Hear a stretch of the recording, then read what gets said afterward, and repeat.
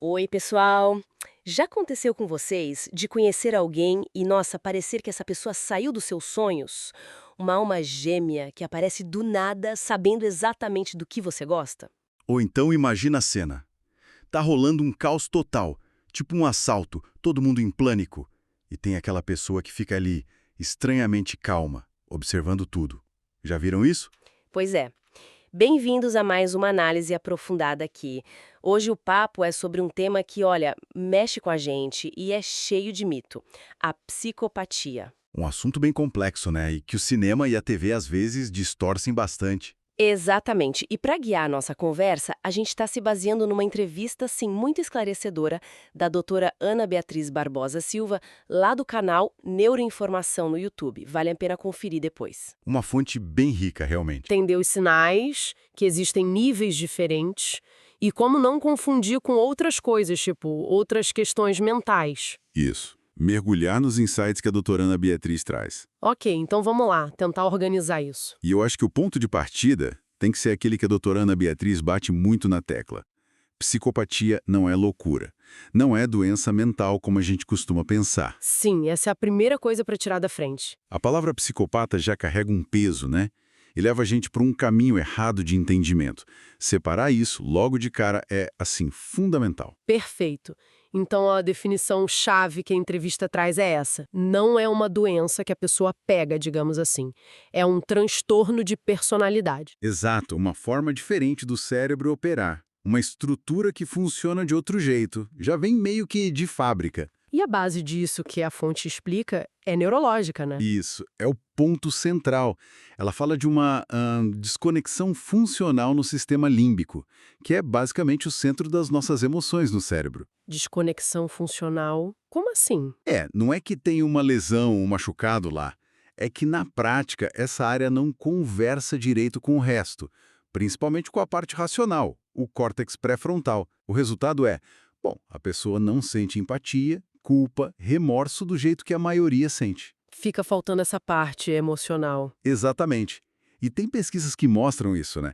A doutora Ana Beatriz até cita estudos de ressonância magnética funcional, inclusive de brasileiros, como o Ricardo Oliveira e o Jorge Malneto, Ah, sim, eu vi essa parte. que mostram que, quando você expõe essas pessoas a imagens ou situações que normalmente geram emoção, Tipo uma foto triste ou violenta? isso, as áreas límbicas delas simplesmente não reagem, não acendem da mesma forma. É como se o circuito da emoção tivesse, sei lá, um disjuntor desligado. Nossa, que interessante. E isso ajuda muito a diferenciar da psicose, que é outra confusão comum, né? Totalmente. A entrevista usa bons exemplos para isso. Lembra do Coringa, do filme de 2019? Ali era outra coisa, né? Parecia alguém perdendo o contato com a realidade. Sim, mas para psicose mesmo. E a doutora Ana Beatriz conta aquela história do paciente do Dr. Rocco, que achava que tinha um chip implantado, agia por medo, por um delírio. Isso é psicose. A pessoa sai da realidade compartilhada. Já o psicopata, segundo a fonte, Ele está totalmente na realidade. É super racional, aliás. Sabe o que está fazendo, entende as regras sociais perfeitamente. O problema é que, como falta empatia, a culpa, ele simplesmente não se importa com o estrago que causa nos outros. o impacto não reverbera nele emocionalmente. Nada. E no fundo, está essa incapacidade de amar, de criar laço afetivo de verdade. A entrevista deixa isso bem claro. As pessoas viram o quê? Ferramentas. Basicamente, objetos para conseguir o que eles querem. Pode ser status, poder, dinheiro. Ou às vezes só diversão mesmo, adrenalina. Tem um amor próprio gigante, uma sensação de serem superiores. E vem os outros como medíocres, né? A doutora usa essa palavra. Isso, cheios de mimimi, como eles perceberiam. A inteligência deles é fria, estratégica. Não tem aquele tempero da emoção, da consideração pelo outro. É puramente instrumental. Caramba! Se a aparência engana tanto, como é que a gente fica alerta? A entrevista dá umas dicas, uns sinais, né? Sim, vários. Um que ela menciona bastante essa chegada perfeita na vida da pessoa. Sabe, aquela coisa de, nossa, encontramos nossa alma gêmea muito rápido. Isso deveria levantar uma bandeira vermelha. Com certeza. Porque, como a doutora Ana Beatriz explica, muitas vezes eles estudaram a vítima antes. Ah, não é espontâneo. Não mesmo. Olham redes sociais, ouvem com atenção o que a pessoa gosta, o que ela busca, e aí eles espelham isso. criam uma imagem que é exatamente o que o outro quer ver. É uma isca. Uma conexão forjada, então. Exato. Rápida e intensa, mas artificial. Pura estratégia de manipulação. Outro sinal que ela comentou foi a reação em crise. Aquela história do assalto que ela viveu. Impressionante, né?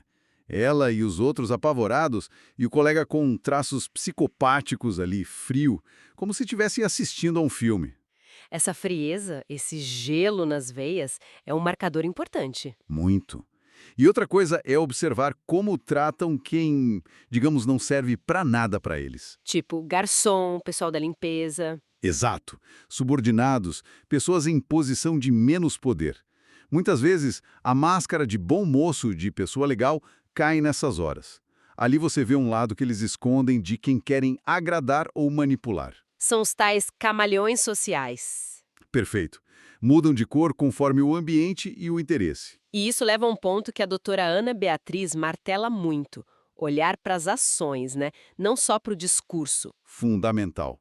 O papo pode ser lindo, super convincente, mas o que vale mesmo é o comportamento no dia a dia. É ver se o que a pessoa fala bate com o que ela faz. Como ela diz, não acredito no que falam, quero ver se corresponde à verdade. Exato. Essa diferença entre discurso e prática é um sinal de alerta gigante. E a fonte traz uns casos reais que são de arrepiar, né?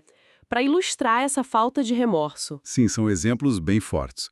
O do assassino do lutador de jiu-jitsu. O cara mata e vai pra festa, depois pro motel. Tipo, vida que segue. Ou a Suzane von Richthofen, o planejamento frio para matar os pais, depois ela foi lá comemorar e logo quis saber da herança. É uma desconexão emocional que choca, né? E aquela frase do Guilherme de Pádua sobre a Daniela Pérez, que ele não sentia pena porque ela já estava morta, dito enquanto ele testava desculpas. Pois é. São exemplos que, na análise da doutora Ana Beatriz, mostram essa incapacidade de sentir o peso do que fizeram. O remorso não bate. E tem um conceito que ela usa para explicar a repetição desses padrões, o HPP. Isso, a história patológica pregressa. A ideia é que a memória deles funciona diferente. Falta aquele carimbo emocional negativo.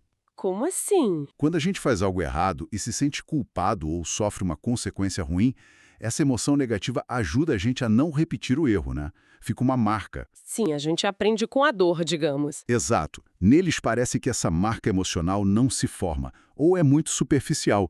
Eles entendem racionalmente que deu errado, que foram pegos, mas não sentem o peso disso. Por isso, a tendência a repetir é enorme. E às vezes até piorando, né? Escalando. Muitas vezes.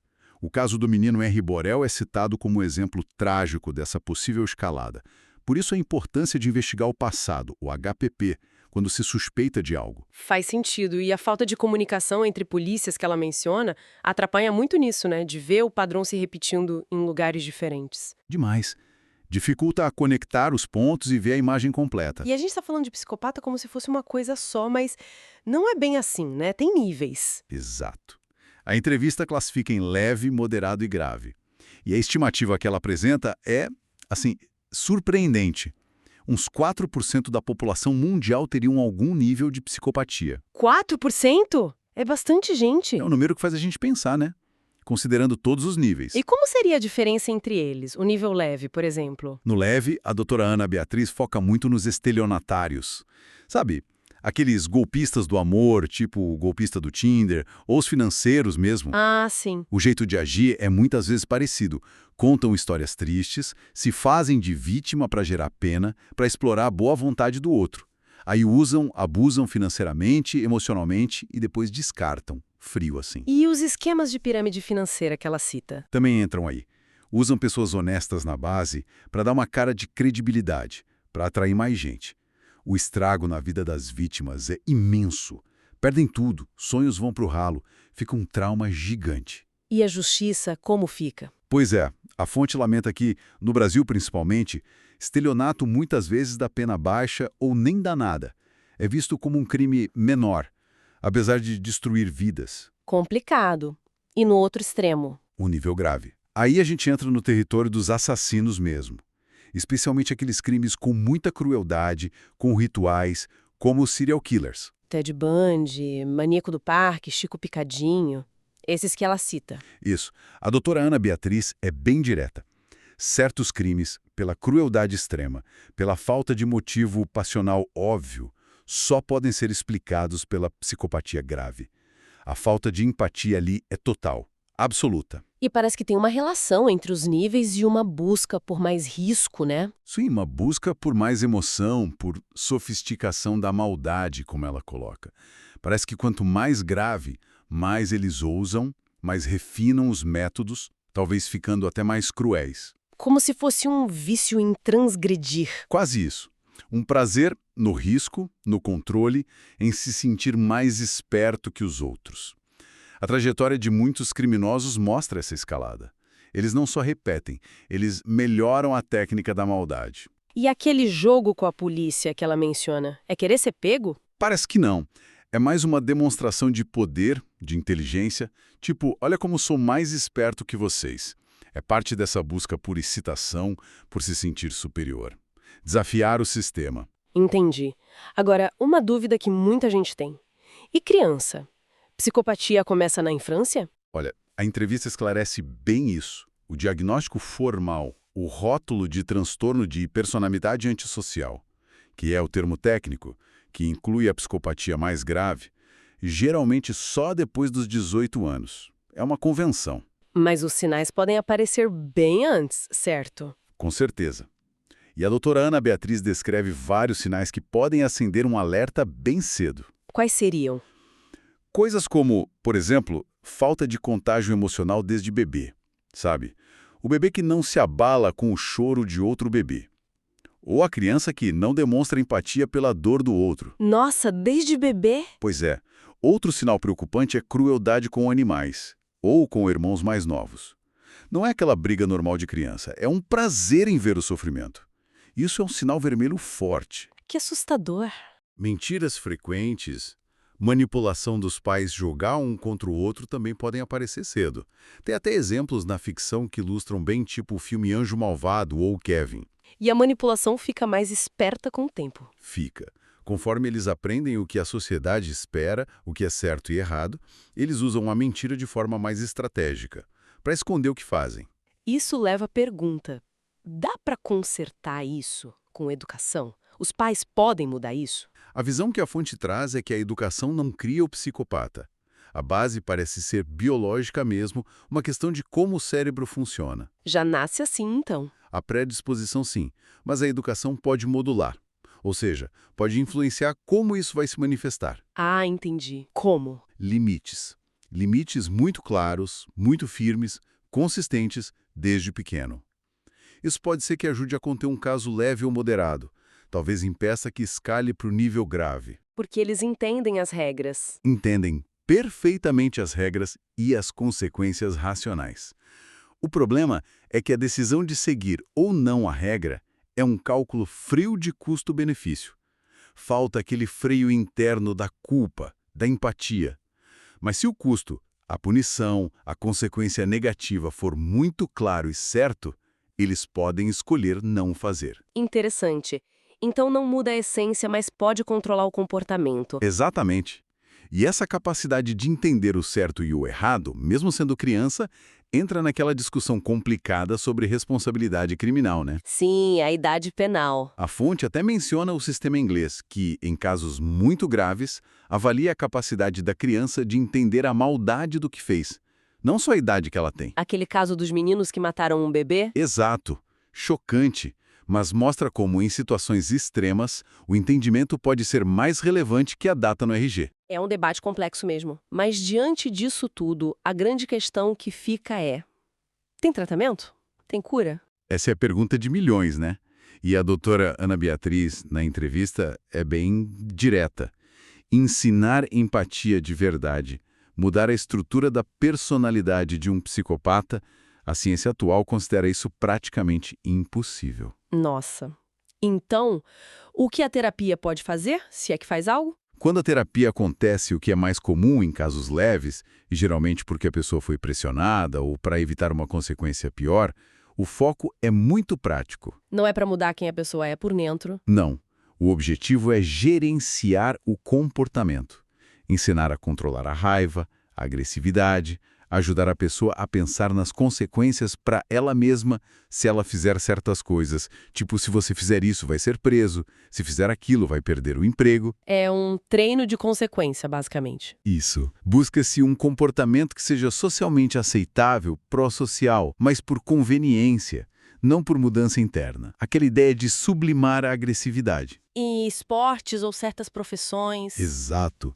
O exemplo que ela dá do serviço secreto buscando gente com esse perfil. Segue essa lógica. Canalizar a energia, já que não dá para curar a fonte. E ela até conta um caso antigo, bem extremo, de lobotomia, né? Sim, um relato forte. O paciente parou de agir nos impulsos violentos, mas foi porque perdeu o filtro social. Ele começou a falar das vontades horríveis que tinha. Que coisa, hein? Mostra que a cirurgia mexeu na capacidade de execução, mas a índole, o pensamento central, continuou lá. A estrutura de base não mudou. Assustador pensar na profundidade disso. E é bom repetir, os casos graves raramente buscam ajuda sozinhos. Eles não acham que tem um problema. Para eles, o problema são os outros, né? Exato. O mundo que é chato, as regras que atrapalham, as pessoas que são fracas ou que tentam controlar eles, a percepção é totalmente diferente. Falamos dos níveis, da infância, tratamento, e tem a questão do gênero também. Mulher psicopata existe. É diferente? Existe sim. E a doutora Ana Beatriz levanta uma hipótese interessante baseada em pesquisas mais novas. Talvez a proporção homem-mulher seja mais perto de 1 para 1 do que se imaginava antigamente. Sério? Mas a gente ouve falar muito mais de homens. Pois é. A diferença, segundo a fonte, pode estar mais na forma como a psicopatia se manifesta. Como assim? A tendência histórica seria o homem psicopata usar mais a violência física, direta, ser mais na cara, sabe? Enquanto a mulher poderia usar mais a manipulação social, a fofoca, a intriga, métodos menos diretos. O exemplo clássico do veneno, né? Ah, a arma silenciosa. Tipo isso. Mas claro, isso é uma generalização. Tem mulheres extremamente violentas, a fonte cita a Elise Matsunaga como exemplo de frieza e planejamento absurdos. E tem homens que são mestres da manipulação sutil. Mas a ideia é que pode haver uma tendência na expressão. Entendi. E outra coisa, todo psicopata é um gênio do mal? Tipo Hannibal Lecter? Mito total. Isso é coisa de filme. A inteligência varia muito. Tem psicopatas muito inteligentes, sim, com QI altíssimo, mas tem os com inteligência mediana e até os com inteligência baixa. Então a inteligência não é um pré-requisito. Não. A inteligência deles, quando existe, é muito racional, estratégica. É para calcular, planejar, manipular. Não é uma inteligência emocional ou social no sentido de aprender com os sentimentos ou se conectar de verdade. Ok, acho que cobrimos bastante coisa. Se a gente fosse resumir os pontos-chave dessa análise da entrevista da doutora Ana Beatriz. Bom, primeiro, psicopatia é um jeito diferente do cérebro funcionar, ligado à falta de empatia e culpa. Não é doença mental comum. Certo. Segundo, existe um espectro, desde os golpistas e manipuladores leves, moderados, até os assassinos cruéis, graves. Isso. Terceiro, os sinais mais confiáveis estão nas ações repetidas, na frieza emocional, em como tratam os outros, muito mais do que no discurso bonito. Uhum. E quarto, infelizmente a chance de uma mudança real, de curar a empatia, é vista como muito pequena ou nula pela ciência hoje. Exatamente. Acho que esses são os pontos cruciais. E a mensagem principal que a doutora Ana Beatriz parece querer deixar é: conheça para se proteger. Não para ficar fascinado pelo mal, mas para não ser vítima. Perfeito. Ficar atenta aos sinais. Confiar mais no que a pessoa faz do que no que ela fala. Reconhecer nossas próprias vulnerabilidades para não sermos alvos fáceis. Conhecimento é poder, nesse caso, poder de proteção. E para a gente fechar, fica aqui uma provocação, né? Algo para a gente pensar depois. Se a psicopatia envolve essa capacidade enorme de simular, de ser um camaleão social, Uhum. e sabendo que os níveis leve e moderado não são sobre crimes violentos, mas sobre manipulação no dia a dia, no trabalho, nas finanças, nos relacionamentos. Sim, o que é muito mais comum.